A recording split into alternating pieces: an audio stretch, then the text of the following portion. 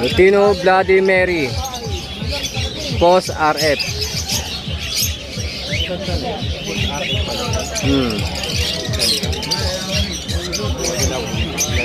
Pulang-pula ulo, diba? Bloody Mary na, kargado pa ng RF. Ilang buwan pa lang yan. Oh, 3 months.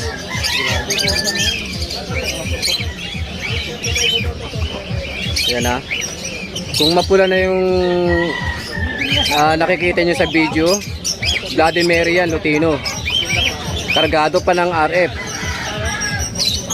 Kung nakikita nyo sa video na mapula, grabe ang pagkapula niyan sa personal. Buntot oh. Pamaypay. Pangat na yung camera ko eh, pasensya nyo na. Ayan oh. Grabe ang ulo niyan, pulang-pula. Nagdurugo. Nag-aalab.